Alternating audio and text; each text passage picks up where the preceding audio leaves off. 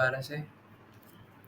अत्याहारः प्रयासश्च प्रजल्पो नियमाग्रहः जनसङ्गश्च लौल्यं च षड्भिर्भक्तिविनश्यति। अत्याहारः प्रयासश्च प्रजल्पो नियमाग्रहः जनसङ्गश्च लौल्यं च षड्भिर्भक्तिविनश्यति। तो आज हमारी ये तीसरी क्लास है वैसे तो, है ना, पर मैं इसको दूसरी में काउंट कर रहा हूँ क्योंकि फर्स्ट डे तो हमने बस एक रिकैप पढ़ा था। तो इसमें हम पढ़ रहे थे कि शिला रूप गोस्वामी पाद 6 चीज़ें बता रहे थे जिससे किसी की भक्ति का विनाश हो जाता है। तो लास्ट 2 क्लासेस में हमने पढ़ा था अत्याहारः और प्रयासश्च, है ना, यानी ज़रूरत से ज़्यादा धन संग्रह करना या खाना इकट्ठा करना या खाना, और दूसरा प्रयासश्च यानी किसी चीज़ के लिए ओवर करना। तो लास्ट क्लास में हमने नरसिम्हा मेहता की कथा भी पढ़ी थी या सुनी थी, है ना, और उसमें हमने डिस्कस किया था कि किस प्रकार से हमारा फेथ भगवान के ऊपर होना चाहिए। अब तीसरा है प्रजल्प, है ना। तो शिला प्रभुपाद देखते हैं क्या बोल रहे हैं तात्पर्य में। दूसरा अवरोध प्रजल्प या व्यर्थ बोलना है। जब हम अपने कुछ मित्रों से मिलते हैं तो हम टर टर करने वाले मेंढकों की तरह तुरंत व्यर्थ की बातें करना शुरू कर देते हैं। यदि हमें बातें करनी ही है तो हमें कृष्ण भावनामृत आंदोलन के विषय में बातें करनी चाहिए। जो लोग कृष्ण भावनामृत आंदोलन से बाहर हैं वे ढेरों समाचार पत्र पत्रिकाएं तथा उपन्यास पढ़ने, पहेली सुलझाने तथा अन्य अनेक व्यर्थ के कार्य करने में रुचि दिखाते हैं। इस प्रकार लोग अपना अमूल्य समय तथा शक्ति व्यर्थ ही गवाते हैं। पाश्चात्य देशों में वृद्ध लोग सक्रिय जीवन से अवकाश प्राप्त करने पर ताश खेलते हैं, मछली पकड़ते हैं, टेलीविजन देखते हैं और व्यर्थ की सामाजिक राजनीतिक योजनाओं पर बहस करते रहते हैं। प्रजल्प के अंतर्गत ये सभी तथा अन्य तुच्छ कार्यकलाप सम्मिलित है। जिसकी रुचि कृष्ण भावनामृत में है, ऐसे बुद्धिमान व्यक्ति को ऐसे कार्यों में कभी कोई भाग नहीं लेना चाहिए। तो यहाँ पे अब तीसरा और जो एक मोस्ट इम्पॉर्टेंट है हमारी भक्ति जीवन के लिए, है ना, और मुझे भी लगता है ना कि मतलब मेरे अंदर भी अगर कोई सबसे बड़ी वाली कमी है, मतलब वैसे तो बहुत सारी है, पर अगर कोई सबसे बड़ी वाली है तो वो ये प्रजल्प है ना। और आप मेरे लिए प्रार्थना कीजिएगा कि इसमें मैं बच सकूँ। तो क्योंकि प्रजल्प एक ऐसी चीज़ है ना, इतनी सटल है, ग्रॉस लेवल पे भी और सटल लेवल पे भी हम इसमें ऐसा फंसते हैं कि पता नहीं लगता कि कब फंस गए, है ना। तो प्रजल्प का मतलब इंग्लिश में या सामान्य भाषा में सिर्फ है अननेसेसरी टॉकिंग, है ना। अगर आप कोई भी ऐसी वार्तालाप कर रहे हो जो कि भगवान से संबंधित नहीं है और इधर-उधर की व्यर्थ की बातें हैं जिसका भगवान से कोई लेना-देना नहीं है, सिर्फ संसार से लेना-देना है, तो ऐसी बातों को प्रजल्प कहते हैं, है ना। बेमतलब में अनर्गल प्रजल्प यानी अपना बस मुँह चलाते रहना, है ना। एक च्युइंगम जैसे चबाते हैं ना, एक गाय जैसे अपना खाना चबाती रहती है, या फिर एक ऊँट को आपने अगर देखा हो कभी, तो जैसे वो चबाता रहता है, उसी प्रकार से अगर हमारा मुँह चलता रहे इधर-उधर की व्यर्थ की बातों में, तो उसे कहते हैं प्रजल्प। और भक्ति के जीवन में भी भक्ति करते हुए भी कई बार हम सोचते हैं कि क्या ही हो जाएगा, है ना। कुछ-कुछ चीज़ें ऐसी हैं जिसमें हमें लगता है चलता है इतना तो यार कभी-कभी, बट वो चीज़ें प्रजल्प है। जैसे यहाँ पे शिला प्रभुपाद कुछ एग्ज़ाम्पल्स बता रहे हैं कि बाहर के देशों में जब लोग रिटायर हो जाते हैं, इवन इंडिया में भी करते हैं, है ना, कि सुबह-सुबह लोग पार्कों में आके छुट्टियों वाले दिन ताश के पत्ते खेलने लग जाते हैं, है ना, और इधर-उधर की मछली, है ना, टेलीविज़न देखते रहते हैं और न्यूज़ के बारे में बात करते रहते हैं। जैसे अभी जहाँ भी महाराज जी लेक्चर देने जाते हैं या फिर कई सारे सीनियर डिवोटीज़ कहीं भी क्लास देने जाते हैं, तो एक ही सवाल बार-बार पूछा जाता है, महाराज जी ये जो बांग्लादेश में हो रहा है ना, हमें इसका कुछ करना चाहिए, है ना? तो इसका क्या करें, है ना? आप कुछ बताइए, ये है, वो है। तो ये कोई अभी से नहीं हो रहा है, ये बहुत पहले से हो रहा है। इवन महाप्रभु के टाइम पर भी क्या चांद काज़ी और इतने सारे मुस्लिम्स नहीं थे, है ना? नवद्वीप महात्म्य में तो श्रील भक्ति विनोद ठाकुर प्रभुपाद ने बताया है कि किस प्रकार जो यावन लोग हैं या फिर ये जो मुस्लिम लोग होते हैं, है ना? वो हमेशा से ही भक्तों के नाक में दम करके रखते थे और अभी भी वही कर रहे हैं, है ना? तो इसमें कोई फ़र्क नहीं आया है, पहले भी वही था केस और अभी भी वही है ना? जो श्री भगवान के टाइम पे था, वो अभी भी ऐसा ही कर रहे हैं। तो इस प्रकार से अपना समय जो है वो इधर-उधर के न्यूज़ की बातें करने में निकाल देते हैं, है ना? अगर आपको पता है या नहीं, लेकिन श्रील प्रभुपाद ने न्यूज़ देखने के लिए, मैगज़ीन्स पढ़ने के लिए और इधर-उधर की मीडिया में अपना टाइम वेस्ट करने के लिए मना करा है। क्योंकि देखिए अगर कोई हमारे लिए इम्पोर्टेंट चीज़ होगी तो वैसे भी वो हमें पता चल जाएगी, है ना? लेकिन न्यूज़ के सामने चिपके रहने से, इलेक्शन चल रहे हैं, मैं भी ज़रा 6-6 घंटे बैठ के देखूँ वोटिंग कितने बढ़ रही है ना? ओह! 1 पॉइंट बढ़ गया, अरे वाह! बीजेपी का 1 पॉइंट बढ़ गया, है ना?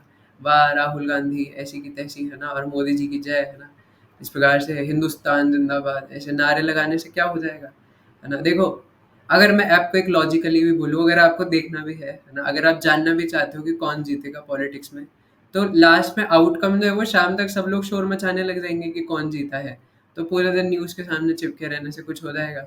या फिर अभी कई लोग कहते हैं कि आप इस्कॉन वाले न्यूज़ नहीं देखते, है ना, आपको कोई न्यूज़ से फ़र्क नहीं पड़ता, है ना, तुम लोग जो है वो पता नहीं कौन सी ज़िंदगी में जीते रहते हो। आपको पता है बांग्लादेश में क्या हो रहा है? जैसे मुझे कई दिल्ली के लोग बैठ के बोलते हैं ना, आपको पता भी है बांग्लादेश में क्या हो रहा है?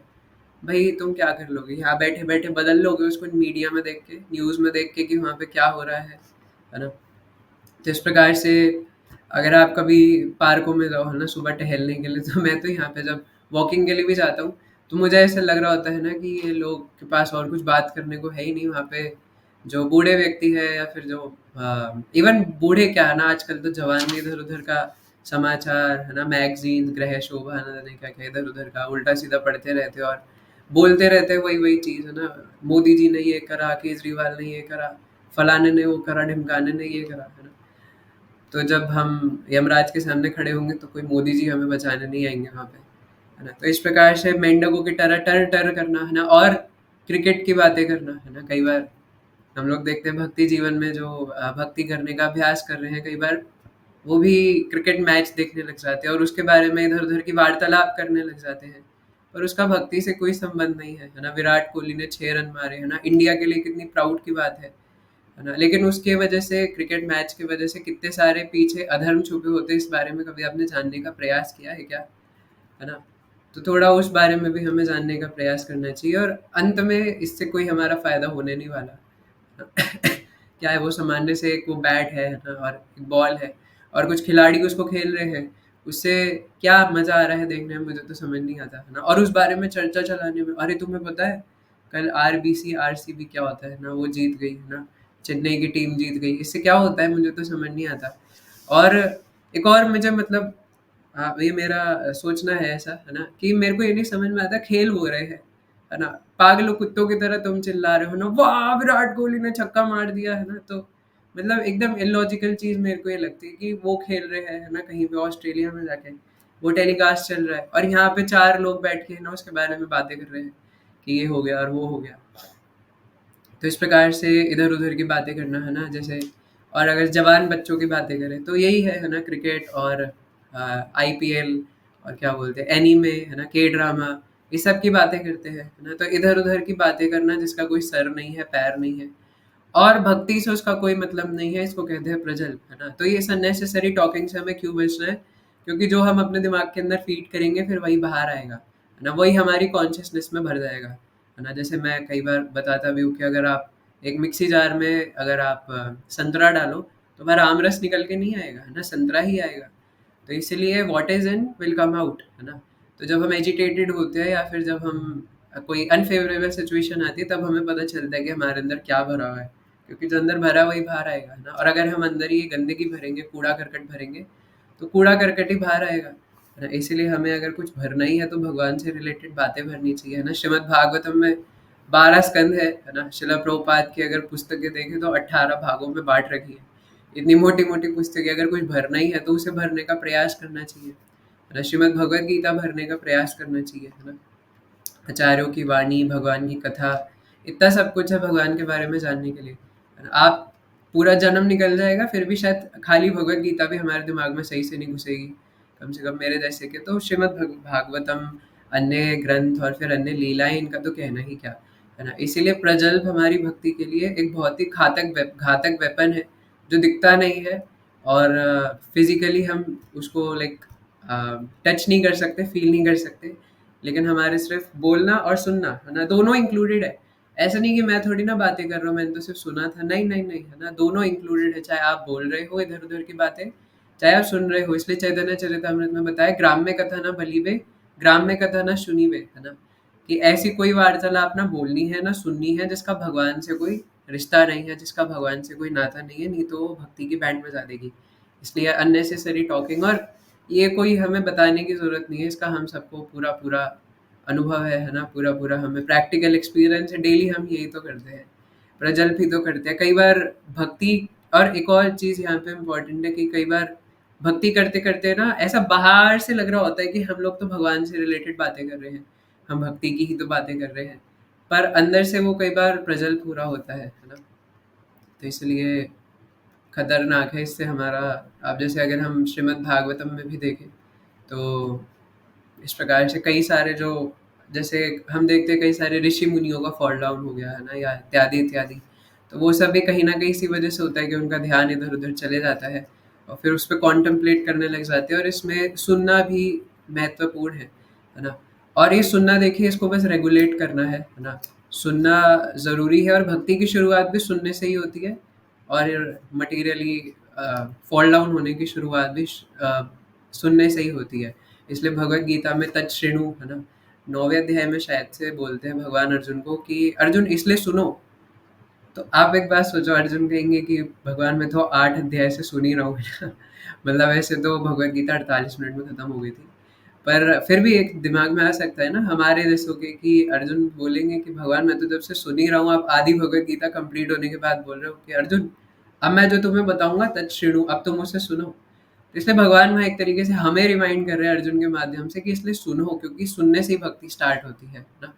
और सुनने से ही भक्ति कंसिस्टेंट रहती है। अगर क्लास में नहीं आएंगे है ना, सुनेंगे नहीं, रेगुलरली हियरिंग नहीं करेंगे, फिर बोलेंगे प्रभु जी वो ना फॉल डाउन हो गया है ना, फिर या महाराज जी वो ना मेरा फॉल डाउन हो गया, मेरे ना आजकल हरिनाम नहीं हो पा रहा। तो इसी इसी वजह से, क्योंकि हियरिंग करना बंद कर दिया अटेंटिवली है ना। और श्रवणम कीर्तयन्तो माम है ना। और भगवत गीता में भी कितनी जगह श्रवण के बारे में बताया। तो श्रवण क्या करना है भगवान के बारे में, अपनी कान को कंट्रोल करके। तो इसलिए इधर-उधर की बातें करना हमारी भक्ति के लिए बहुत घातक साबित हो सकता है ना? तो हम सोचेंगे कि लेकिन इससे हमारी दोस्तियाँ टूट जाएँगी, है ना? जो हम भक्ति जीवन से अलग जो हमारे मित्र हैं, उनसे हमारी संबंध कैसे रहेगा, उनसे हमारी दोस्ती कैसे रहेगी? इसलिए तो हमें अपने आप को इस प्रकार से ट्रेन करना है कि "जारे देखे तारे को हो कृष्ण उपदेश" है ना? कि जिससे भी मिले, जिसको भी देखें, उसे हम कृष्ण उपदेश दे सकें। इस प्रकार से हमें अपने आप को ट्रेन अप करना है। तो इसी के लिए बोलना और उस बारे में सुनना आवश्यक है ना? नहीं तो प्रज्वल कहाँ कैसे हो जाएगा पता नहीं लगेगा। और सेम चीज़ ये लाइक अपोज़िट जेंडर से बात अगर कभी करना भी पड़ रहा है फॉर्मली है ना, किसी काम के लिए, जैसे आप कॉलेज, स्कूल वगैरह जाते हैं, तो मैं मानता हूँ कि पूरी तरीके से एसोसिएशन नहीं कट किया जा सकता, है ना? ख़ासकर जो कोएड स्कूल्स, कॉलेजेस में पढ़ते हैं, तो अगर कुछ काम भी है, अगर वहाँ पे ये सब बातें करने लग गए कि ऐसा करते चलो, है ना? कॉफ़ी पे चलते हैं और बताओ, है ना? कैसी हो आप, है ना? आपकी तबीयत कैसी है ना? आपके सर में दर्द हो रहा है ना? आप पैरासिटामॉल ले लो एक, है ना? बोलो तो मैं आपके लिए कुछ ले आऊँ। भई, वो अभी भी अपना ध्यान रख रही थी ना हमेशा से, तो अब भी रख लेंगे, है ना? आपको ज़बरदस्ती अपना कुछ 4 नई बातें बताने की ज़रूरत नहीं है। तो इस प्रकार से कई बार पता नहीं लगता कि कब प्रज्वल होना स्टार्ट हो गया, और फिर हम कृष्णा सेंट्रिक होने की जगह सेल्फ सेंट्रिक हो जाते हैं ना, और अपनी बातें करने लग जाते हैं। सो वी शुड एनालाइज़ कि कहीं ऐसा तो नहीं कि हम भक्ति के नाम पे सेल्फ सेंट्रिक होके इधर-उधर की बातें कर रहे हैं, है ना? मूवीज़ की बातें कर रहे हैं। जैसे जब एक केरला स्टोरी मूवी आई थी, तो मैं देख रहा था कि है ना, मतलब हम लोग भी कई बार भक्ति जीवन में आते हुए भी करते भक्ति करते हुए भी पूरे-पूरे दिन से उसी मूवी की बातें कर रहे हैं कि उसका एक बहुत अच्छा इम्पैक्ट है, ये है, वो है, जो भी है। तो कुछ दिन के लिए लोग जो है वो बड़े रेवोल्यूशनाइज़्ड भी हुए थे, है ना? कि हाँ, बड़ा अच्छा है, बट क्या कुछ चेंजेस हुए, है ना? क्या हमारी कॉन्शसनेस में उससे कोई चेंजेस हुए? अब के लेवल पे अगर हम देखें, तो क्या हमने कुछ उखाड़ के फेंक दिया वो मूवी देख के, है ना? तो इसलिए ये हमें उस टाइम नाज़ुक सिचुएशन में इसे नहीं समझ में आ रहा होता कि हमारी भक्ति खराब करेगा। पर जैसे-जैसे हम धीरे-धीरे आगे बढ़ते, तो हमें लगता है यार मैं क्या पागल हूँ, मैं उस टाइम पे इधर-उधर की बातें क्यों कर रहा था? है ना? मेरी भक्ति खराब हो गई इस चक्कर में, है ना? तो इसलिए अनर्गल प्रज्वल से बचना चाहिए, खासकर हम जैसे डिवोटीज़ जो कि प्रैक्टिसिंग डिवोटीज़ और स्कूल, कॉलेजेस, जॉब पे जाते हैं, उन्हें खासकर, है ना? क्योंकि उन्हीं पे सबसे ज़्यादा हमला होता है।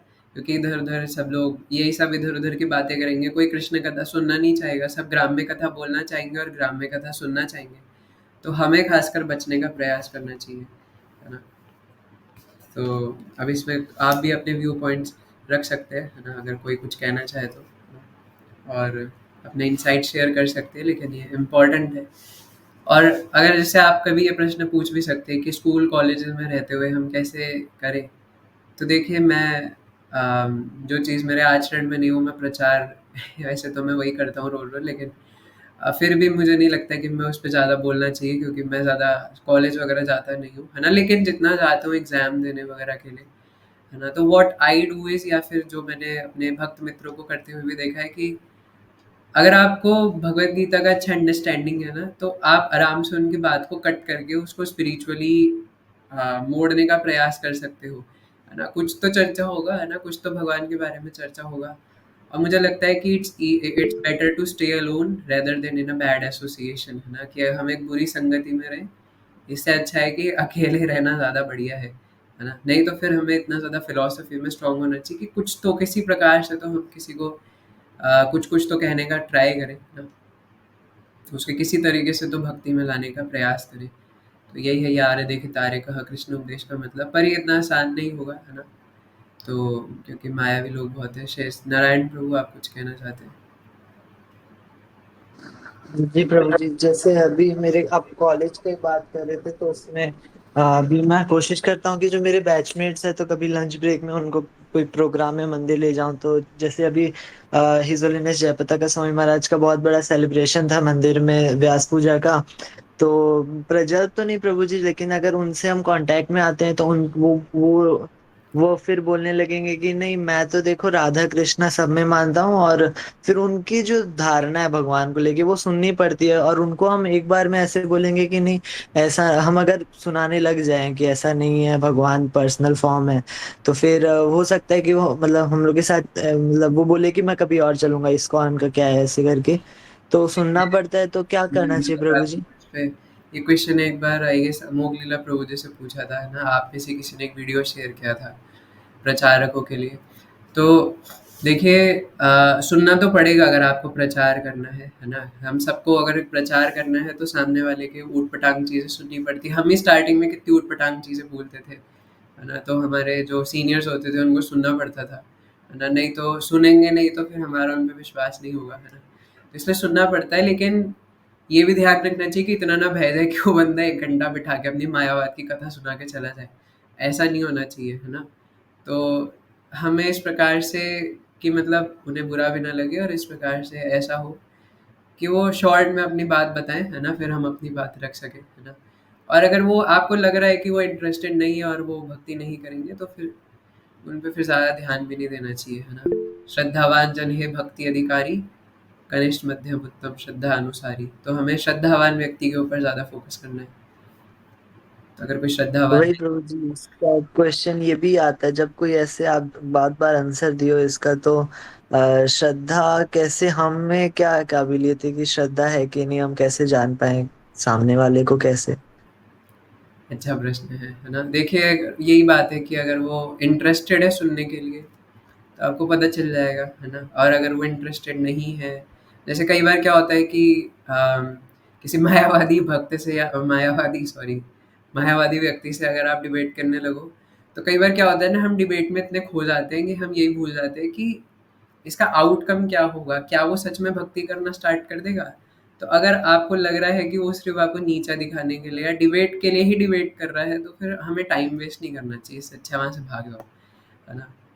तो what I think in this matter, तो ऐसा ही करना चाहिए, ज़्यादा बेटर है ना? कि डिबेट करें वहाँ पे। अगर वो भाई अगर वो इसलिए डिबेट कर रहा है कि वो ओपन माइंडेड है और वो आपका पॉइंट सुनना चाहता है, और शायद अगर उसको आपका पॉइंट वैलिड लगा तो वो बदल भी जाए, तो हमें वहाँ पे टाइम लगाना चाहिए।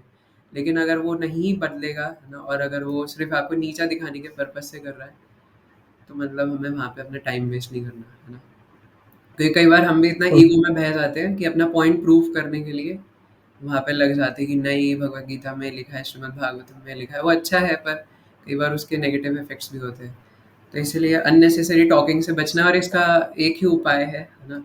इसका एक ही उपाय है कि नाम की शरण लेना, है ना? सिर्फ़ नाम जपते रहे, क्योंकि अगर मुँह पे नाम रहेगा तो उल्टी-सीधी चीज़ें नहीं निकलेंगी। पर मैं बता रहा हूँ अपने एक्सपीरियंस से, है ना? कि अगर हम लोग नाम नहीं जपेंगे तो उल्टा-सीधा मुँह से निकलेगा ही निकलेगा, है ना? क्योंकि हम लोग खाली नहीं बैठ सकते, हम लोग मौन धारण नहीं कर सकते, है ना? और बहुत मुश्किल है इस प्रकार से मौन धारण करना और चुप्पी साधना। इसीलिए अपने मुँह से अगर नाम जपते रहेंगे, जैसे अगर आपको कोई, मान लो आपकी माताजी है ना, या फिर आपके कोई मित्र आपके बारे में कुछ उल्टा-सीधा भी बोल रहे हो ना और आपको आके डाँट रहे हैं, तो उस टाइम भी अगर आपसे कंट्रोल नहीं हो रहा, तो एक ट्रिक है ना कि आप मुँह से चुपचाप मुँह के अंदर नाम जप करते रहो। ऐसे जपो कि उन्हें पता ना चले। आप ऐसे जपोगे अरे है ना, तो वो सोचेंगे कि गाली दे रहा है ना होठ हिला के। तो इस प्रकार से जपना है कि उन्हें पता ना चले कि आप कुछ है ना जप रहे हो। लेकिन ये ज़्यादा अच्छा है ना कि वहाँ पे हम अगर आपको गुस्सा आ रहा है ना, तो ये भी एक तरीका है कंट्रोल करने का कि अगर आपके मन में आ रहा है कि मैं भी 2-4 सुना दूँ, तो आप मुँह में चुपचाप जप करते रहो, है ना? और धीरे-धीरे फिर आपको लगेगा हाँ यार, अच्छा हुआ मैंने उस टाइम पे जप कर लिया।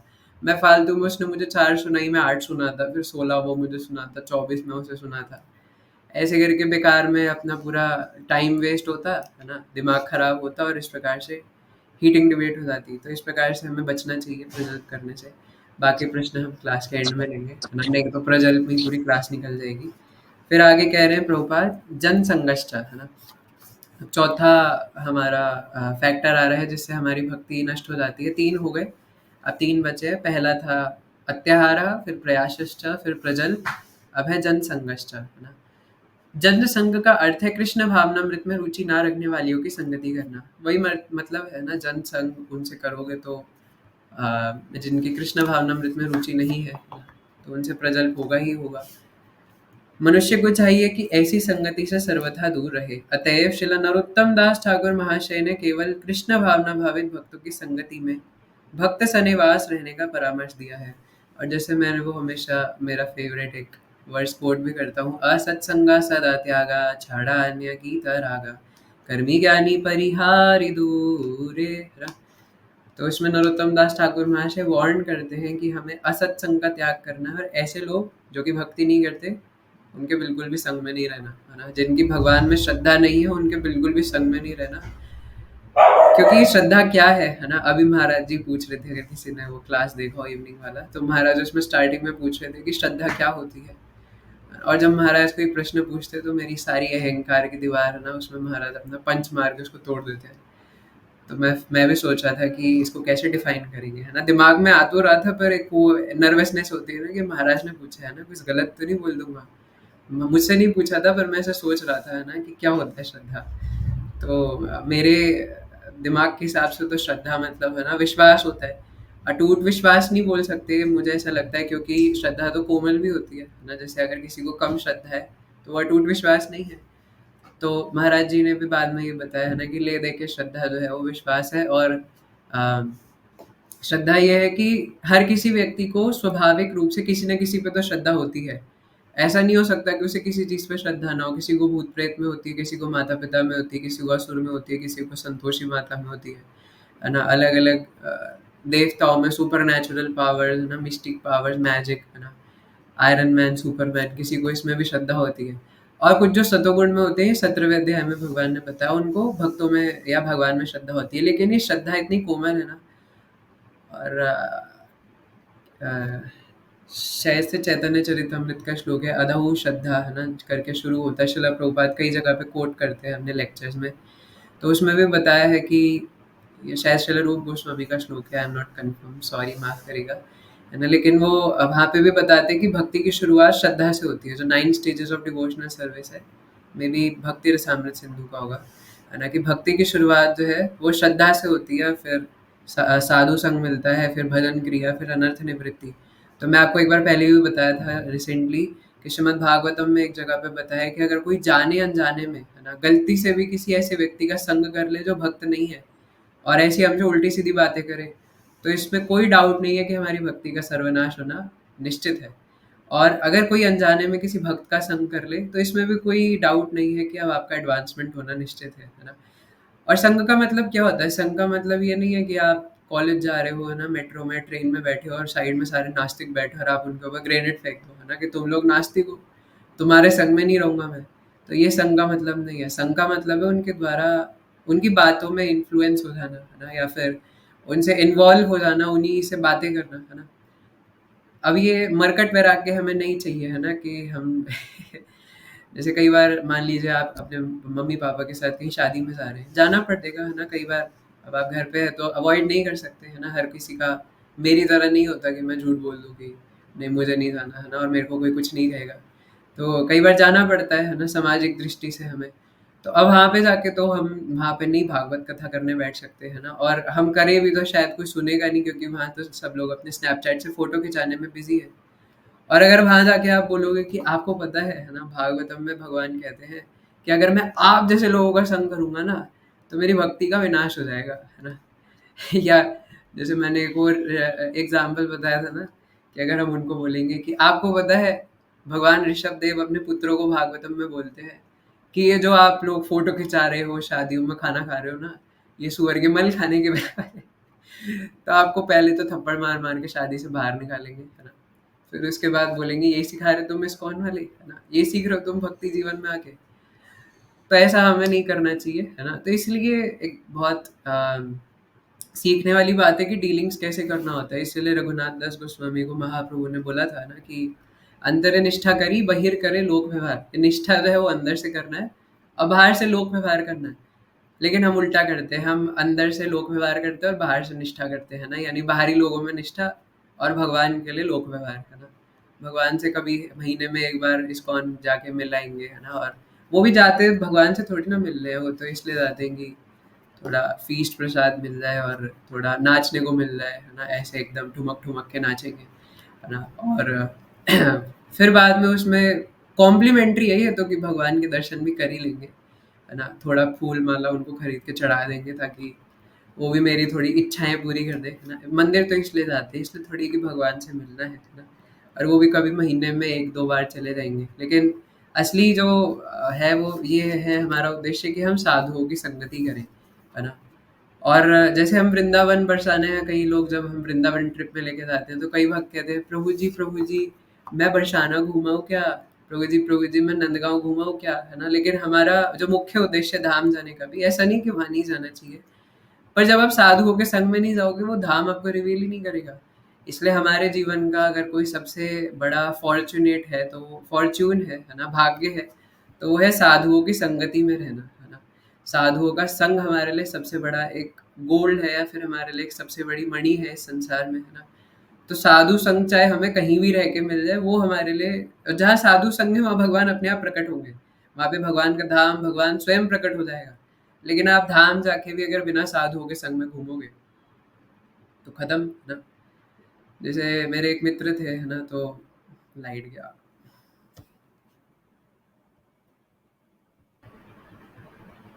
ओके, सो क्या कर सकते हैं ना, लाइट चला गया तो just a second. Your voice. You have muted yourself. Okay, है ना। तो ये जन संघर्ष है। आगे कह रहे हैं शिला भक्ति सिद्धांत सरस्वती ठाकुर प्रभुपाद अपनी अनुवृत्ति टीका में लिखते हैं कि मानसिक तार्किकों या शुष्क चिंतकों के द्वारा ज्ञान प्राप्त करने के लिए किया गया अत्यधिक प्रयास अत्याहार आवश्यकता से अधिक संग्रह के अंतर्गत आता है। श्रीमद् भागवतम के अनुसार दार्शनिक चिंतनों ज्ञानियों द्वारा कृष्ण भावनामृत से विहीन शुष्क दर्शन पर पोथे से पोथे लिखने के प्रयास पूर्णतया व्यर्थ हैं। आर्थिक विकास पर अनेक किताबें लिखने वाले कर्मियों का कर्म भी अत्याहार की कोटि में आता है। अब इस बारे में भी मुझे ज़्यादा अ, जानकारी नहीं है, लेकिन जैसे शिला प्रभुपाद बता रहे हैं तो हम जानते हैं कि कई लोग अलग अलग किताबें लिखते हैं कि किस प्रकार से ज़्यादा पैसा कमाया जाए, है ना? या किस प्रकार हम और अमीर बन सकते हैं। शायद एक बुक है ऐसे रिच डैड पुअर डैड करके, है ना। तो इस प्रकार के अलग अलग बुक्स लिखना, इस तरह जिन्हें कृष्ण भावनामृत में कोई इच्छा नहीं है और जो अधिकाधिक वस्तुओं को पाने मात्र के लिए इच्छुक रहते हैं, चाहे वे वैज्ञानिक ज्ञान के रूप में हो या धन का लाभ हो, वे सब अत्याहार के क्षेत्र में आते हैं।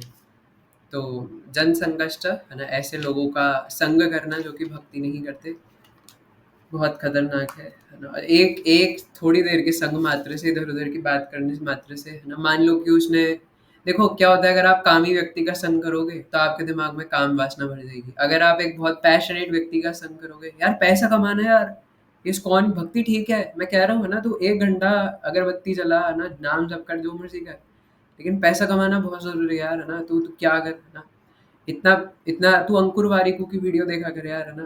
तू संदीप महेश्वरी की वीडियो देख, है ना। तो बहुत ज़्यादा पैसे कमा यार, बिजनेस करना बहुत ज़्यादा ज़रूरी है। कोट पैंट पहन के घूम, है ना। और जीवन पैसे कमाने के लिए तो बना, फिर मंदिर में स्पॉन्सर भी करेंगे खूब सारा। तो तो इस प्रकार से प्रभुपाद यहाँ पे बता रहे हैं कि इस प्रकार की प्लानिंग्स बनाना भी अत्याहार के क्षेत्र में आता है ना। ज़रूरत से ज़्यादा अपने आप को ओवर एंडेवर करना उस चीज़ में। अब यहाँ पे कोई प्रश्न पूछ सकते हैं ना कि अगर किसी का काम ही वही हो, है ना, तो क्या वो भी गलत है ना? और क्या उसके लिए प्लानिंग करना भी गलत है? देखिए, ओवर एंडेवर करना यहाँ पे गलत है। एंडेवर, और पहली बात तो ये समझना ज़रूरी है कि हमारा जो जीवन है वो सिर्फ़ और सिर्फ़ भगवत प्राप्ति के लिए है। ये जो हम धन कमा रहे हैं वो क्यों कमा रहे हैं, किस उद्देश्य से कमा रहे हैं? ताकि हम धन कमा के अपने शरीर को चला सकें, जिससे हम लोग भजन कर सकें, है ना? सिर्फ़ इसलिए हम लोग धन कमा रहे हैं, और कोई धन कमाने का हमारा उद्देश्य नहीं है। तो क्या शरीर को चलाने के लिए हमें करोड़ लाख रुपए, बहुत ज़्यादा मल्टी मिलियनर बिलियनर बनना है ना? तो मल्टी मिलियनर या बिलियनर क्यों बनना चाहते हैं? क्योंकि आसक्त है ना? बहुत ज़्यादा हैवी बनना चाहते हैं इस संसार में और बहुत ज़्यादा अपने आप को दिखाना चाहते हैं कि मैं कितना बड़ा आदमी हूँ, है ना? मैं कितना पैसे वाला हूँ। इतना धन हमें नहीं ज़रूरत है, अगर हमें सिर्फ़ और सिर्फ़ अपना जीवन यापन करना है और तसल्ली से बैठ के भक्ति करना है ना? कर्मीजन भावी पीढ़ियों के लिए अधिकाधिक धन संचित करने के लिए श्रम करते हैं, क्योंकि वे अपने भविष्य की स्थिति को नहीं जानते। ऐसे मूर्ख व्यक्ति अपने पुत्रों तथा पौत्रों के लिए अधिकाधिक धन प्राप्त करने में रुचि रखने के कारण यह भी नहीं जान पाते कि अगले जीवन में उनकी क्या स्थिति होगी। तो कुछ लोग इसलिए भी अपना समय गवा देते हैं धन कमाने में कि अगली जनरेशन्स का क्या होगा, है ना? मेरी 7 पीढ़ियाँ, है ना? क्योंकि शादी के टाइम में पंडित जी बताते हैं कि तुम्हारा 7 जन्मों का रिश्ता है, तो मैं अगली बार माना कि मैं अगर इन्हीं का बच्चा बन के आ जाऊँ तो तो मेरी जो आगे की पीढ़ी है उनके लिए भी तो मुझे पैसा कमा के छोड़ना है, उनके लिए भी तो घर होना चाहिए। पर शिला प्रभुपाद कहते हैं कि, है ना, प्रभुपाद ने अपने पीढ़ियों के लिए आगे कुछ भी नहीं छोड़ा, है ना? जो कुछ भी था वो सारा भगवान की सेवा में लगा दिया, क्योंकि वो भगवान की सेवा के लिए ही है। भाई पीढ़ियाँ अपना ध्यान खुद रखे, है ना? और भगवान उनका ध्यान रखे। तो ये रिस्पॉन्सिबिलिटी नहीं है कि आगे का भी सोचा जाए, है ना? इवन नीति शास्त्र के हिसाब से भी महाराज जी बता रहे थे कि अगर जैसे परवरिश करते हुए अगर बच्चा जो है उसमें संस्कार ना हो, है ना? बच्चा असंस्कारी है, तो ये माता की गलती है कि उस उन्होंने बच्चे को सही से संस्कार नहीं दिए, है ना? और अगर बच्चा सही से पढ़ लिख ना पाए, अगर बच्चा अनएजुकेटेड रह जाए, तो ये पिता की गलती है कि वो बच्चे को सही से पढ़ा नहीं पाए। और तीसरा महाराज जी बता रहे थे कि अगर कोई बच्चा दरिद्र हो रह जाए, है ना, और वो पैसा ना कमा पाए, है ना, या गरीब हो या दरिद्र हो, तो वो उसकी खुद की गलती है ना? तो इस प्रकार से एक बार जब बच्चा बड़ा हो गया तो वो उसका खुद का हेडेक है कि वो किस प्रकार से धन कमाए, क्योंकि पिता की एक बार उम्र होने के बाद उन्हें, या जो भी जिनकी भी पुरुष की अगर उम्र हो जाती है, तो उनके फिर वानप्रस्थ लेने का विचार करना चाहिए और उन्हें अपना जीवन भगवत सेवा में लगाने का सोचना चाहिए। लेकिन आज हम देखते हैं 70-70, 80-80 साल के लोग बस यही सोचते रहते हैं, क्या होगा? मेरे जाने के बाद मेरे बच्चे को कौन देखेगा, है ना? मैं मर जाऊँगा तो इनका क्या होगा? तुम्हारे जाने के बाद वो और अच्छे से जिएँगे, है ना? तुम जब जाओगे तब देखना ऊपर से बैठ के, नीचे से बैठ के, है ना? दूरबीन से कि वो कितने अच्छे से जी रहे हैं, है ना? थोड़ा-सा बोझ और कम हो जाएगा धरती पे से। तो इस प्रकार से एक मिथ है ना, कि हम लोग इस प्रकार से सोचते हैं कि मैं नहीं होऊँगा तो क्या हो जाएगा? एक बार एक कर्मी ने अपने पुत्रों तथा पौत्रों के लिए प्रचुर संपत्ति एकत्र कर ली, है ना? लेकिन आगे चलकर अपने कर्म के अनुसार उसे एक मोची के घर में जन्म लेना पड़ा, जो उस इमारत के पास स्थित था, जिसे उसने अपने पूर्व जन्म में अपने लड़कों के लिए बनवाया था। ऐसा संयोग हुआ कि जब मोची अपने पहले वाले मकान में आया, तो उसके पहले वाले पुत्रों तथा पौत्रों ने उसे जूतों से पीटा। जब तक कर्मी तथा ज्ञानी कृष्ण भावनामृत में रुचि नहीं लेते, तब तक वे व्यर्थ के कार्यों में अपना जीवन बिताते रहेंगे। तो क्या स्टोरी है ना, कि वो अपने पुत्रों तथा पौत्रों के लिए धन जोड़ता रहा कि आगे क्या होगा इनका मेरे जाने के बाद। और फिर वो उन्हीं के घर के पास, जब वो दूसरे जन्म में आया, तो उनके घर के पास मोची बना। और जब वो उनके घर में गया वापस, जो कि उसका खुद का ही घर था, जो कि उसी ने बनाया था पिछले जन्म में, वहाँ पे जाके उसको जूतों से पीटा गया उसी के बच्चों द्वारा, है ना? और पुरंजन की कथा में, श्रीमद् भागवतम में, और क्या नाम था उनका, एक और स्टोरी है ना, जड़ भरत जी की भी है, और भी एक दो स्टोरीज है श्रीमद् भागवतम में, है ना, जिसमें इसी प्रकार से बताया गया। और री-इन्कार्नेशन के एक्चुअल में भी बहुत सारे इस प्रकार के केसेस है, जिससे हमें पता चलता है कि पहले थोड़ा हमें अपने बारे में भी विचार करना चाहिए। जो इस जगत के हमने संबंध को अपना समझ रखा है, उनके प्रति एक्चुअल में हमारी इतनी रिस्पॉन्सिबिलिटी नहीं है कि हम ये सोचे कि मेरे मरने के बाद भी उनका कौन ध्यान रखेगा। अगर कुछ इतना ही ध्यान रखना है, तो ये ध्यान रखना है ना, कि उनको भी हम लोग भगवत भक्ति करवाएं, है ना। अगर इतनी आसक्ति रखनी है तो फिर इस प्रकार से रखनी चाहिए कि वो भी भगवत भक्ति करे, उनको भी प्रचार करे, ताकि वो भी कृष्ण के हो सके, वो भी कृष्ण के बारे में कुछ जान सके, है ना। ये है असली वेलफेयर करना। जब हमें यही नहीं पता असली वेलफेयर होता क्या है, तो हम वेलफेयर करेंगे किसी का कैसे, है ना। हम सोचते हैं बहुत ज़्यादा धन कमाने से, मैं मेरी फर्स्ट सैलरी आएगी तो मैं अपनी मम्मी को एक नया फ़ोन दिलाऊंगा, है ना। मेरी फर्स्ट सैलरी आएगी तो मैं ये करूँगा वो करूँगा, है ना। लेकिन हमें सोचना चाहिए कि भैया वो भगवत धाम कैसे जाएंगे, है ना। मैं मेरी सैलरी आएगी तो मैं अपने मम्मी पापा को एरोप्लेन में बिठाऊंगा, वो कभी एरोप्लेन में नहीं बैठे, फिर वो भी रोते रोते बोलेंगे वाह बेटा, है ना, तूने इतना बड़ा काम करा है कि आज तूने मुझे इंडिगो की फ्लाइट में बिठा दिया, है ना। खुद भी चील बनेगा अगले जन्म में और मम्मी पापा को भी चील बनवाएगा, है ना। तो इसलिए तुरंत लाभ के लिए शास्त्रों के कुछ विधि विधानों को स्वीकार करना नियम आग्रह कहा जाता है। तो अभी जन संघर्ष था, है ना। और अत्याहार के ऊपर ही शिला प्रभुपाद और बोल रहे थे, सॉरी, प्रयासश्च और अत्याहार और जन संघर्ष, है ना। तो इस जन संघर्ष से भी हमें बचने का प्रयास करना चाहिए। अब कितने हो गए? अत्याहार, प्रयासश्च, प्रजल्पो, अब है नियम आग्रह, है ना। अब है चौथा, नहीं, हाँ चौथा है अब। तुरंत लाभ के लिए शास्त्रों के कुछ विधि विधानों को स्वीकार करना नियम आग्रह कहा जाता है। जैसे कि कुछ उपयोगितावादी इसका समर्थन करते हैं, किंतु शास्त्रों के उन विधि विधानों की उपेक्षा करना जो आध्यात्मिक विकास के लिए है, नियम आग्रह कहलाता है। आग्रह शब्द का अर्थ है स्वीकार करने के लिए उत्सुकता, और आग्रह का अर्थ है स्वीकार न करना। इन दोनों शब्दों के साथ नियम विधि विधान जोड़ने से संधि द्वारा नियम आग्रह शब्द बनता है।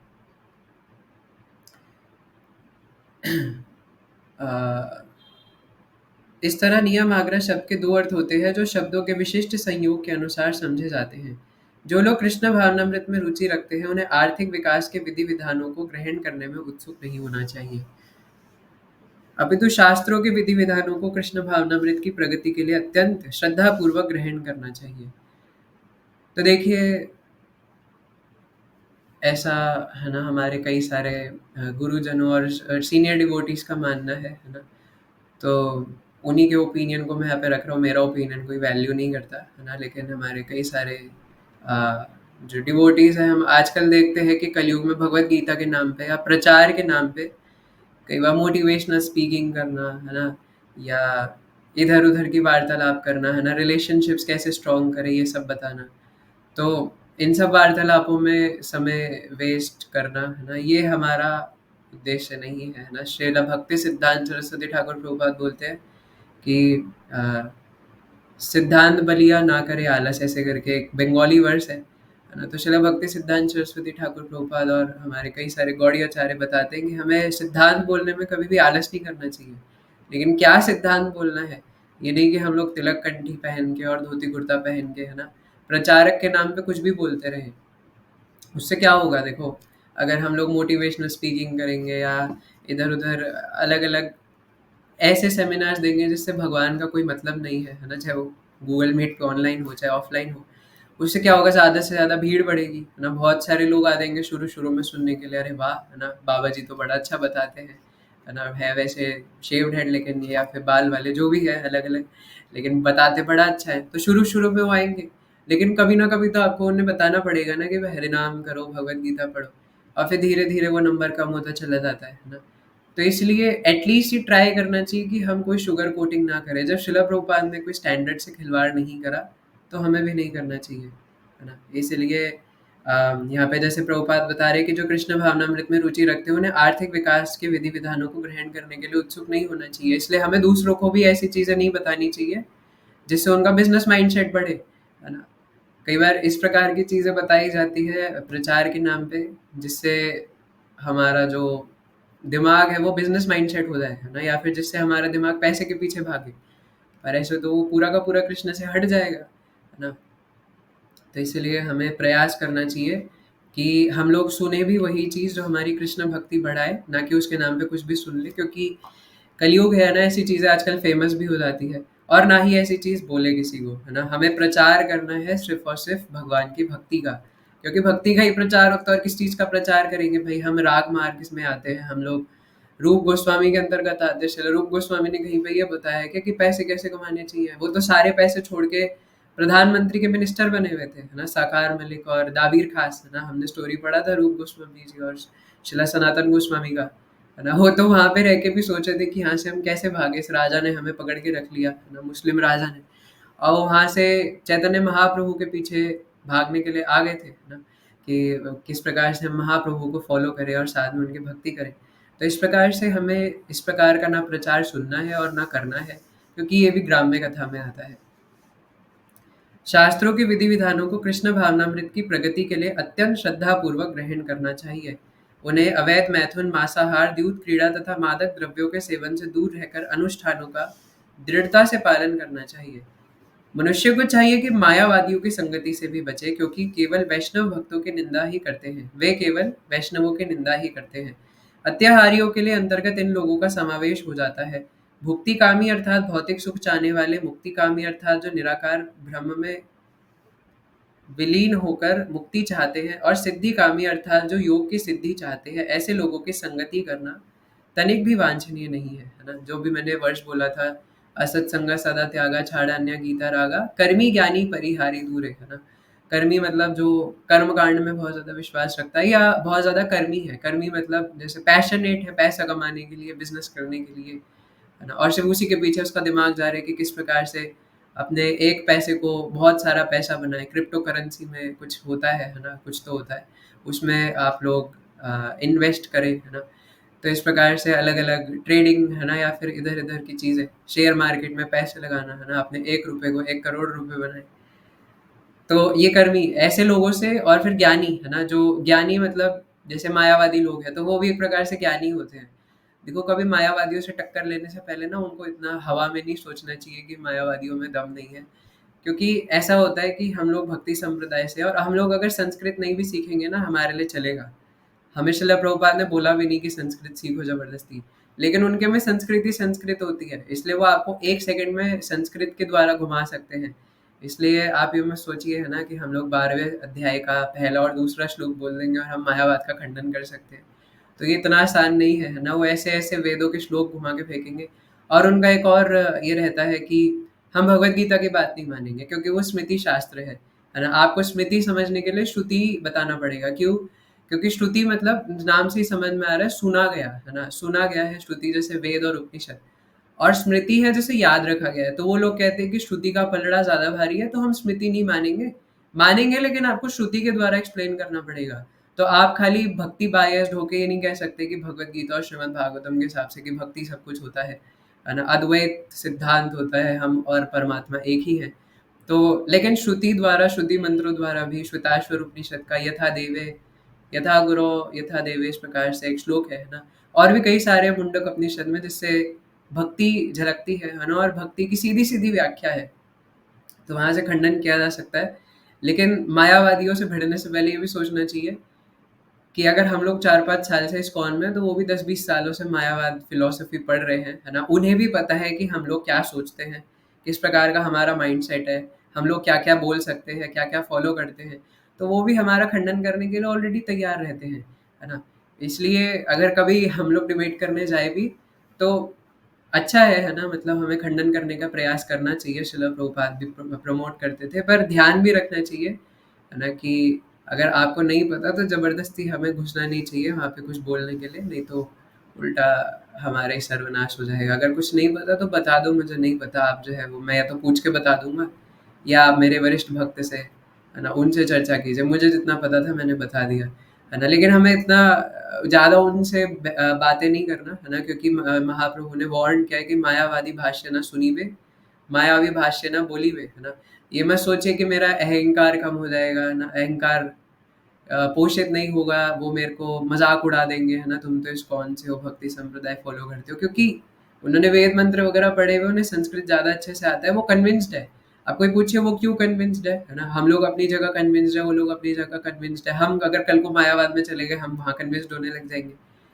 तो देखिए, क्योंकि उनको बताया ही इस प्रकार से गया है। लेकिन अगर आप हिस्ट्री में देखो तो ऐसा कभी नहीं हुआ कि एक मायावादी ने एक किसी भी वैष्णव को हराया हो, है ना? चाहे वो केशव कश्मीरी हो जिन्हें चैतन्य महाप्रभु ने हराया था, चाहे रामानुजाचार्य ने किसको क्या नाम था उस मायावादी का, है ना? उसको हराया था रामानुजाचार्य जी ने, और मध्वाचार्य जी ने भी हराया था, वल्लभाचार्य जी ने भी हराया था।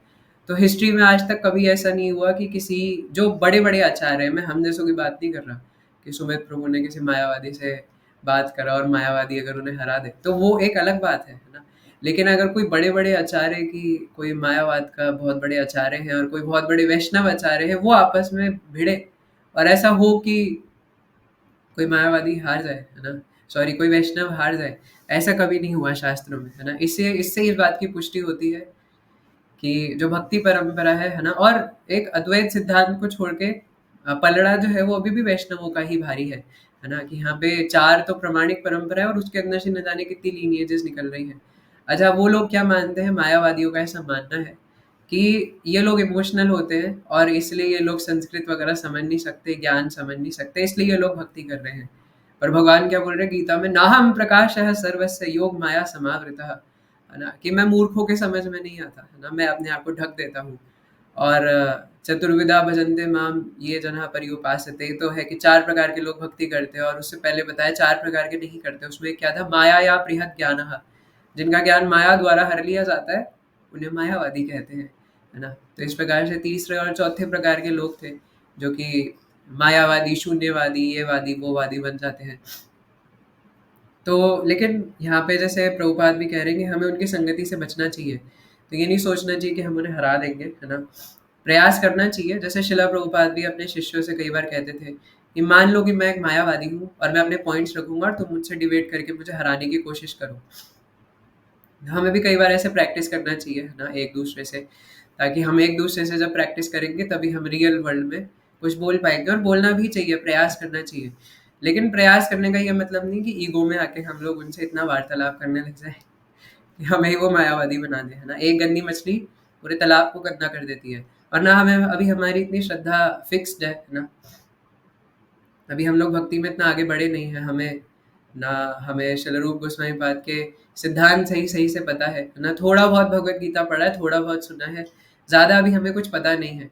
इसलिए हमें प्रयास नहीं करना चाहिए इस प्रकार से कि कोई हमें bewilder कर दे, है ना? मैंने आपको एक बार एक स्टोरी भी बताया था कि एक बार जब रूप सनातन गोस्वामी आई गेस गोवर्धन में थे, तो वहाँ पे राधा कुंड के पास, तो एक मायावादी आया था, है ना? कुछ बाहर के संप्रदाय के अद्वैत फिलॉसफी वाले आए थे और श्रील रूप गोस्वामी पाद के पास जाके बोले कि हम आपसे डिबेट करना चाहते हैं, हम आपसे शास्त्रार्थ करना चाहते हैं। तो श्रील रूप गोस्वामी पाद ने बोला कि देखिए मुझे अपने भी भजन पे ध्यान देना, मेरे पास समय नहीं है ना? तो वो मायावादी बोलते हैं कि ठीक है तो स्वीकार कर लीजिए कि आप हार गए, है ना? तो श्रील रूप गोस्वामी पाद, सनातन गोस्वामी पाद बोलते हैं कि भाई तुम्हें जो करना है तुम वो करो, है ना? अभी हमें डिस्टर्ब मत करो, हमें अपना भजन साधन करने दो।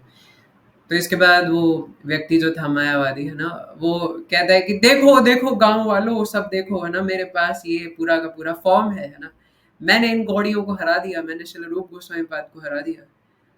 तो गलती से वहां पे, है ना, बेचारी का उस दिन फॉर्च्यून अच्छा नहीं था, है ना, हमारे शिला जीव गोस्वामी पाद वहां पर आ गए और शिला जीव गोस्वामी पाद के ग्रंथ अगर कोई पढ़ लेना आपका दिमाग हिल जाएगा, है ना? या भगवत गीता नहीं समझ में आती, उन्होंने भक्ति संदर्भ, षट संदर्भ, तत्व संदर्भ, है ना, एक एक तत्व के ऊपर अलग अलग मोटे मोटे संदर्भ लिख रखे हैं। तो इस्कॉन दिल्ली में तो फिजिकली बुक्स पढ़ी हुई है ना, मोटी मोटी, तो उन्हें देख के भी ऐसा लगता है कि यार न जाने इसमें क्या होगा, है ना? तो शायद उनके उसकी बेचारे की किस्मत उस दिन अच्छी नहीं थी, या अच्छी थी, है ना, क्योंकि उस दिन के बाद वो वैष्णव बन गया, तो बाहरी रूप से अच्छी नहीं थी लेकिन अंदरूनी रूप से अच्छी थी। तो शिला जीव गोस्वामी पाद सामने से जा रहे थे, उन्होंने देखा कि ये क्या कर रहा है, तो उन्होंने बोला रुको रुको रुको, है ना, तुम्हें तो मैं ही हरा दूंगा, तुम बैठो अभी मैं बताता हूँ तुम्हें। तो मायावादी कहता है कि आप तो भाई उनके चेले हैं जिनको मैं हरा के आया हूँ, है ना, तो वो तो डिबेट करने को भी तैयार नहीं है, डिबेट करने को नहीं तैयार मतलब वो हार गए। तो शिला जी गोस्वामी बात बोलते देखिए वो उनकी ह्यूमिलिटी है ना, वो चाहते हैं कि उनके जो डिसाइपल्स हैं वो ग्लोरीफाई हो, है ना, और वो चाहते हैं कि उनका टाइम वेस्ट ना हो आप जैसे मूर्खों के गले लग के, लेकिन आप आइए, है ना, आपको तो मैं ही हरा दूंगा, है ना। तो इस प्रकार से शिलाजीव गोस्वामी पाद कहते कि चलिए, है ना, शुरू करिए अपने शास्त्र, और 2 मिनट के अंदर, है ना, चुटकियों में उसको हरा दिया। तो तो पूरे के पूरे जितने वो सन्यासी मंडली लेके आया तो सारे के सारे 1 मिनट में वैष्णव हो गए, हरे कृष्णा करने लग गए, है ना, सारे कन्वर्ट हो गए, है ना, मायावाद से कृष्णवादी बन गए। तो इसलिए हमें बचना चाहिए, है ना, और हमें ऐसा बताया जाता है मंदिर में भी कि अगर हमें कुछ करना ही है तो उनसे बोलिए कि आप मंदिर चलिए, वहाँ चल के बात करेंगे आराम से बैठ के, है ना, वहाँ चल के बात करेंगे, वहाँ पे रह के, जैसे मान लो कई बार बुक डिस्ट्रीब्यूशन के लिए भी करने जाते हैं, तो कई बार ऐसे लोग टकरा जाते हैं तो या तो सिद्धांत बोलिए थोड़ा बहुत, और वहाँ पे बुक डिस्ट्रीब्यूशन हम करने गए हैं, है ना? वहाँ पे टाइम वेस्ट करने नहीं गए। और कई बार हमें सिर्फ नीचा दिखाने के लिए लोग आते हैं, है ना? वो बदलने वाले फिर भी नहीं है, इसलिए वहाँ डिबेट करने से कुछ होगा नहीं। तो इसलिए वहाँ पे उनको बोलिए कि आप हमारे मंदिर आइए, वहाँ आराम से बैठ के प्रसाद खाते खाते बातें करेंगे, है ना? वहाँ पे कर लेना जितना शास्त्रार्थ करना है ना? क्लास में आइए तब बातें करेंगे, है ना? तो इस प्रकार से हमें ऐसे लोगों से बचना चाहिए जो कर्मी है, ज्ञानी है, भौतिकतावादी है, सिद्धिकामी है और मायावादी है ना? ऐसे लोगों का संग करने मात्र से विनष्ट हो जाएंगे, है ना? और देवताओं के उपासक है, मतलब अगर बोला जाए तो हमें संग सिर्फ उन्हीं का करना है जो कृष्ण से आ सकते हैं, बाकी और किसी का नहीं करना, है ना? और संग का मतलब मैं बता चुका हूँ, उनसे इन्वॉल्व होना, उनको मित्र मानना, है ना? ये सब है संग का मतलब। बाहरी आप उनको दिखाइए कि लोक व्यवहार करने के लिए, है ना? लेकिन लोक व्यवहार के चलते इसका फ़ायदा नहीं उठाना कि हम इतना डूब जाए उसमें कि अपना ही बेड़ा गर्क करा लें। फिर आगे है, अब है 5वां, है ना, लौल्यम। अब हो गया अत्याहारा प्रयासश्च प्रजल्पो नियमाग्रह। फिर है लौल्यम, लालच की श्रेणी के अंतर्गत योग साध कर मन का विस्तार करना, भ्रम में लीन होना या मनमानी भौतिक संपत्ति प्राप्त करने की इच्छाएं सम्मिलित हैं। ऐसे भौतिक लाभ प्राप्त करने या तथाकथित आध्यात्मिक उन्नति करने के सारे प्रयास कृष्ण भावनामृत के पथ में बाधक बनते हैं। पूंजीवादियों एवं साम्यवादियों के मध्य जो आधुनिक युद्ध चल रहा है, वह अत्याहार के संबंध में श्रील रूप गोस्वामी के उपदेश की अवमानना करने के कारण है। आधुनिक पूंजीवादी आवश्यकता से अधिक संपत्ति का संग्रह करते हैं और साम्यवादी उनकी संपन्नता से ईर्ष्या करने के कारण सारे धन तथा संपत्ति का राष्ट्रीयकरण करना चाहते हैं। दुर्भाग्यवश ये साम्यवादी संपत्ति तथा उसके वितरण की समस्या को हल करना नहीं जानते। फलस्वरूप जब पूंजीवादियों की संपत्ति साम्यवादियों के हाथ में जाती है तो उसका कोई हल नहीं निकलता। इन दोनों विचारधाराओं से विपरीत कृष्ण भावनामृत भावना भावित विचारधारा है जो यह बताती है कि सारी संपत्ति भगवान श्री कृष्ण की है। इसी प्रकार जब तक सारी संपत्ति भगवान श्री कृष्ण के प्रशासन के अंतर्गत नहीं आ जाती, तब तक मनुष्य जाति की आर्थिक समस्या का कोई हल नहीं मिल सकता, है ना? तो आप तब तक जो है वो आपका फाइनेंशियल स्टेबिलिटी या फाइनेंस नहीं संभलेगा जब तक आप अपना सारा धन, अपना सब कुछ, तन मन सब कुछ भगवान को समर्पित नहीं कर देते, क्योंकि धन भगवान का है और वो भगवान की सेवा में लगेगा तभी सही से उसका प्रयोग किया जा सकता है। क्योंकि देखिए पाप लगेगा ना, वो धन अशुद्ध हो जाएगा अगर आप उसे अपनी सेवा में लगा रहे हो किसी भी वजह से, तो वो अशुद्ध हो जाएगा। या अपनी मेहनत के द्वारा ना किया गया, इकट्ठा किया गया धन अगर आप उसे सेवा में लगा रहे हो, तो वो भी, कल भी मैं एक भक्त को बता रहा था, कल ही महाराज जी एक Q&A में बता रहे थे कि अगर कोई हमें स्पिरिचुअल कुछ भी देना, तो अगर वो जैसे डोनेशन दिया है या कुछ दिया है और अगर हम उसके पैसों से प्रसाद खा रहे हैं या कुछ कर रहे हैं, इवन यहाँ तक कि अगर कोई आपको डोनेशन दे और उस पैसों को से आप भगवान के लिए श्रृंगार खरीद लो और बदले में उस व्यक्ति को कुछ ना दो, तो आपका वो श्रृंगार भगवान एक्सेप्ट नहीं करेंगे, है ना? क्योंकि वो आपने मेहनत के द्वारा नहीं कमाया गया है ना? आपने कोई मेहनत नहीं करी, आप बस बैठे हुए थे और किसी ने आपको आके दिया और आपने उसे खरीद के चढ़ा दिया, तो वो कर्म लगता है उस चीज़ का, है ना? इसलिए अगर हमें किसी चीज़ का कर्म ना लगे, तो या तो खुद मेहनत करें और उसके बाद जो डोनेशन है उसके बदले में भी मेहनत करना चाहिए। जो जैसे मंदिर में है कि कोई डोनेशन ले रहे हैं, ये उनके लिए है, और हमारा तो मुझे नहीं लगता फ़िलहाल आप में से कोई है जो डोनेशन कलेक्ट करते होंगे या डोनेशन अपने लिए लेते होंगे, है ना? लेकिन कई बार कुछ भक्त है ना, जो कर लेते हैं इस प्रकार से। हाँ, बुक डिस्ट्रीब्यूशन में कई बार ऐसा होता है ना? तो हमें ध्यान रखना चाहिए कि अगर हम डोनेशन ले रहे हैं तो फिर उसके बदले में कुछ सर्विस करें, कुछ मेहनत करें, नहीं तो वो कर्म हमारे ऊपर चढ़ जाएगा, है ना? चाहे उसको हम भगवान की सेवा में ही क्यों ना लगा रहे हो। भगवान तब स्वीकार करते हैं जब वो हमने अपनी मेहनत के द्वारा कमाया और फिर हम भगवान की सेवा में लगा रहे हों, है ना? जैसे महाराज जी बता रहे थे कि इसीलिए जब कोई डोनेशन देते हैं तो जो प्रचारक भक्त है वो उनके घर में जाके कथा वगैरह करते हैं, है ना? और उनके घर में जाके कीर्तन आदि करके उनको सर्व करते हैं। तो इसलिए इस प्रकार से लेन-देन यही है ना? कि अगर आपको कुछ मिला है तो आपको कुछ बदले में देना पड़ेगा, नहीं तो कर्म लग जाएगा, है ना? तो हम यहाँ पे थे। यदि $100 का एक नोट सड़क पर पड़ा हो तो कोई व्यक्ति उसे उठाकर अपनी जेब में रख सकता है। ऐसा व्यक्ति ईमानदार नहीं है। दूसरा व्यक्ति इस धन को देखने पर यह सोचकर कि उसे दूसरे का धन नहीं छूना चाहिए, उसे वहीं पड़े रहने दे सकता है। यद्यपि यह दूसरा व्यक्ति अपने कार्य के लिए उस धन को चुराता नहीं, लेकिन वह उसका सही उपयोग से भी अनजान रहता है। तीसरा व्यक्ति जो इस $100 के नोट को देखता है, वह उसे उठाकर उस व्यक्ति की खोज करता है जिसने इसे खोया था और उसे वापस दे सकता है। यह व्यक्ति उस धन को अपने ऊपर खर्च करने के लिए ना तो चुराता है, ना उसकी उपेक्षा करने के उस सड़क पर पड़ा रहने देता है। इस धन को उठाकर और उसे उस व्यक्ति को देकर जिसने उसे खोया था, यह व्यक्ति ईमानदार एवं चतुर सिद्ध होता है। पूंजीवादियों की संपत्ति को साम्यवादियों को हस्तांतरित करने मात्र से आधुनिक राजनीति की समस्या का समाधान नहीं हो सकता, क्योंकि यह प्रदर्शित किया जा चुका है कि जब कोई साम्यवादी धन पाता है, ये साम्यवादी और पूज्यवादी क्या होते हैं? किसी के पास इंग्लिश ट्रांसलेशन है क्या इसका? साम्यवादी और पूज्यवादी प्रभु जी। पूंजीवादी। पूंजीवादी तो वो लोग होते हैं जिनके पास ना बहुत सारा पैसा होता है, और जो साम्यवादी लोग हैं वो कम्युनिस्ट लोग हैं। तो कम्युनिस्ट लोग क्या करते हैं ना, लोगों को एक लेवल में, मतलब हर चीज़ को एक समान अधिकार होने चाहिए, बहुत सारी चीज़ें। और जो पूंजीवादी लोग होते हैं ना, वो पैसेदार लोग होते हैं, तो वो उन लोगों को अपनी जैसा बनने नहीं देते हैं। उसको इंग्लिश में भी एक टर्म है, मैंने निकाला था लेकिन अभी याद नहीं आ रही। कैपिटलिस्ट शायद प्रभु जी। ओके, तो जैसा ना रोहित प्रभु ने बताया कि थोड़ा सा मेरे सर के ऊपर से गया है ना, मेरी छोटी बुद्धि से साम्यवादी वाला।